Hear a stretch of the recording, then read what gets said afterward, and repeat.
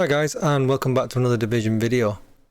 This is the fourth video in my PvP series where I'm building PvP builds, trying to figure out what the best is, not including Negotiator's Dilemma as that's going to disappear. And this one I've gone with a Bloodsucker True Patriot build. So it's a slight modification on my previous video that I did that was just essentially a Bloodsucker build. But with this one we have put in 3-piece True Patriot to see if it serves us any better. I do think that this does serve us better than the standard Bloodsucker build, but I don't think it beats the clutch builds that I did earlier in the series. The SMG clutch build still being my favourite, but nonetheless, here we go, we'll go over it and I'll show you what I've done. So we're using Survivalist with the crossbow for the specialisation, and the reason we're doing that is for the 15% outgoing healing. So that applies to Bloodsucker and any other kind of outgoing healing that we do. I did have the repair drone on, but I've decided to go defender drone. It does serve me better, but we'll come back to that a little bit later. The gun we're using is a FAMAS with Sadist, and the reason we're using Sadist is because we're using the big boy Seeker Mine. That applies bleeds to our targets, so it gives us 30% weapon damage to bleeding enemies, so great big boost in damage. I can't decide really whether to keep with the Merciless or the Eagle Bearer. I think I'm going to keep with the Eagle Bearer as the holstered talent. The fights are over that quickly. I don't find that the Merciless procs enough, and you get 10% bonus armor while firing my current weapon, having the Eagle Bearer holstered, and with me having 430k armor, that's a significant amount. That then stacks with protected reload, which is a further 10%. So as long as I've got the fire button down, the Eagle Bearer buff stays active and then stacks with protected reload to give me 20% bonus armor. Moving on to the mask, this is the first of our True Patriot pieces. So 2-piece gives us 10% extra armor, and the 3-piece, I won't go through all of this, there's many a True Patriot guide out there right now, but essentially we're after making them do less damage and healing us up a little bit at the same time, and that's where the True Patriot armor comes in. Then the Bloodsucker chest piece, big chunk of armor, good armor percent, headshot damage. I would have loved that to have been something else, perhaps weapon damage or perhaps critical hit chance, but unfortunately I got stuck with headshot damage, but at least it's a decent amount, 8% of it.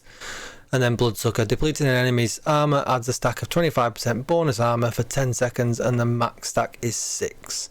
If we flick over to PvP, you'll actually see that it's a little bit different. The max stack is 2. But in PvP, that's still plenty. The minute you got one of these with this kind of armor, you'll find that you start becoming, quite tanky or incredibly tanky. Mod slots, just what you would expect here: armor and offensive mods for assault rifle damage. What I am going to do, and what I would advise you to do, is if you're at low health like me here at 55k, I would put some health ones in some of your blue slots. You've got 11 of them to go at. You're not going to go wrong putting a couple of health mods in, otherwise you'll find that bleeding's going to hurt, especially if someone's running an ongoing directed bleed build. Here's our holster. This is another piece of our True Patriot armor. Crit hit chance and health here. I would much rather this be an actual health roll, which it looks like I can change on this, so I'm going to do that. And then I've got 2 offensive mod slots. Again, just put AR damage in them. The backpack, we went with 2-piece healer guard, and this was intended. We wanted the hazard protection at 20% and the 5% armor from the set. We've got 11% total armor on here. We've got then 10k armor to add to that, and then some crit hit chance. Pretty perfect for what I wanted to do with this build. We then got spark. We're going to get the 10% weapon damage because we're using the Seeker Mine, and then hardened again just to stack that armor up even more. Then got some Fenris gloves, and the reason we want the Fenris gloves, we know the Fenris pieces in the build, so we want our 10% assault rifle damage. It's too much to give up. We then got a 13% assault rifle damage roll on these with 8k health, and then some further critical hit chance. I'm pretty sure this build is at the 60% cap, which I'll show you in a minute. And then True Patriot knee pads. So that gives us the 3 piece, the red, white and blue. Try and say that fast. And then we've got some critical hit chance, and then we've got an offensive mod slot and a defensive mod slot with some armor percent, some explosive resistance, but do consider putting some health in some of them. Got the Seeker Mine. This is the standard Seeker Mine because we want to apply the bleed to the targets. As good as the cluster one is, it's the big one that we want for this. The mods, there's no point me going over the mods. The skill power is too low. I can't actually apply a mod to any of these, to this Seeker Mine, so there's no point in going over them.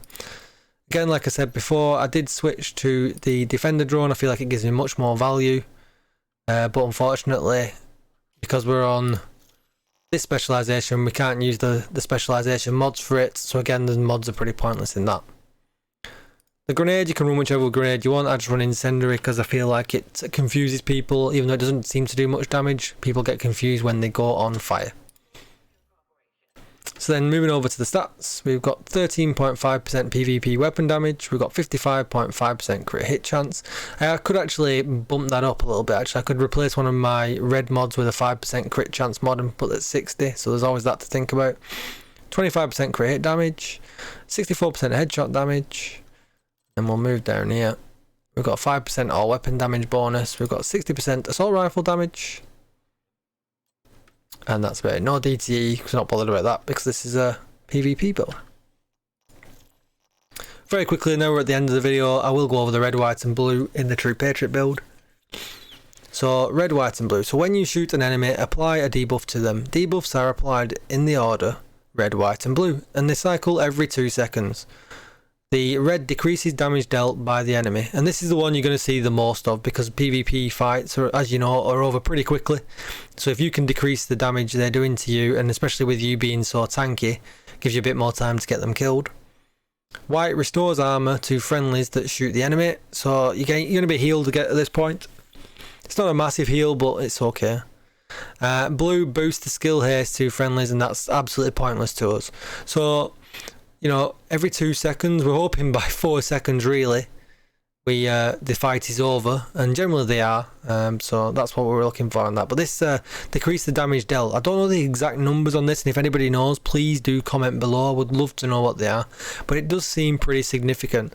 So much so that I want to rework my SMG build that in a previous video, which I will link below. This build, I would love to put in 3-piece True Patriot in this build if I can, and keep the health at a healthy amount.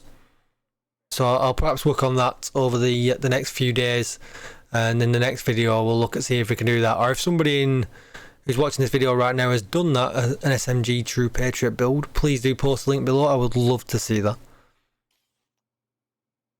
And that's pretty much it, guys. I feel like I've rushed through that a little bit, but 11-11-1, we don't need the one here, but essentially, like I said, it was pretty important to try and get a bit more survivability from having the hazard protection.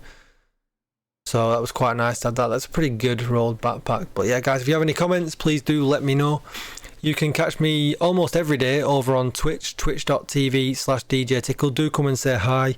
We'll be doing raid help, or we'll be doing some runs in the DZ, filling the servers up, and pretty much helping out with as much things as we possibly can. I've got a Division Help Discord. I'll post the link below, so feel free to come on over and say hi in there. If you found this information useful, please do consider subscribing to the channel, hitting that like button, or hitting the notification bell so that you know when I go live with new videos. Over this quiet period, I'll try and push out as much obscure content as I can, so things that people don't usually do videos on. If you guys have any ideas for videos you want to see, do comment below and throw them my way. Thanks very much for watching, guys, and I will see you in the next one. Bye bye.